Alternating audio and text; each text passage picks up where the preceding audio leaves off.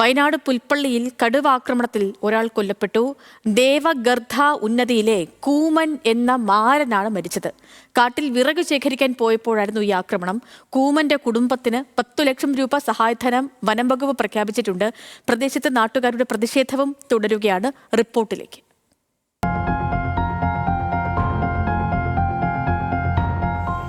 ഉച്ചയ്ക്ക് 12 മണിയോടെ മാരനും സഹോദരിയും കാട്ടിൽ വിറക് ശേഖരിക്കാൻ പോയപ്പോഴായിരുന്നു കടുവ ആക്രമണം.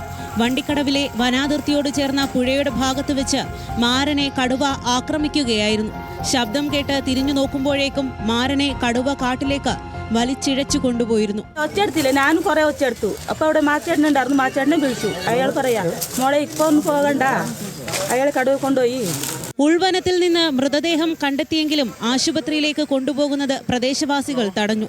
പ്രതിഷേധം കടുത്തതോടെ രാഷ്ട്രീയ പാർട്ടി പ്രതിനിധികളും നാട്ടുകാരുമായി നടത്തിയ ചർച്ചയിൽ വനം വകുപ്പ് സഹായധനം പ്രഖ്യാപിച്ചു. ഫോറസ്റ്റ് ഡിപ്പാർട്ട്മെന്റിൽ നിന്ന് നഷ്ടപരിഹാരമായിട്ട് ഇത്തരം ആക്രമണങ്ങളിൽ മരണപ്പെട്ടവർക്ക് നൽകുന്ന 10 ലക്ഷം രൂപ അടിയന്തരമായിട്ട് കൊടുക്കാനുള്ള നടപടികൾ സ്വീകരിക്കുന്നുണ്ട്. അതിൽ ആദ്യത്തെ ഗഡുവായിട്ടുള്ള 6 ലക്ഷം രൂപ തൊട്ടടുത്ത ദിവസം തന്നെ അല്ലെങ്കിൽ ഇന്ന് വൈകുന്നേരം തന്നെ അത് കൊടുക്കാനും മക്കൾക്ക് കൊടുക്കാനും അതേപോലെ ലീഗൽ ഹെഡ് സർട്ടിഫിക്കറ്റ് കിട്ടുന്ന മുറയ്ക്ക് ബാക്കിയുള്ള തുക എടുക്കാനുമുള്ള നടപടികൾ സ്വീകരിക്കുന്നതാണ്. ദിവസങ്ങൾക്ക് മുൻപ് വണ്ടിക്കടവിനടുത്തുള്ള ചെതലയത്ത് വെച്ച് പോത്തിനെ കടുവ ആക്രമിച്ചിരുന്നു. കടുവയുടെ സാന്നിധ്യം മേഖലയിലുണ്ടായിട്ടും മതിയായ ജാഗ്രത വനം വകുപ്പ് പുലർത്തിയില്ല എന്നാണ് നാട്ടുകാരുടെ വിമർശനം.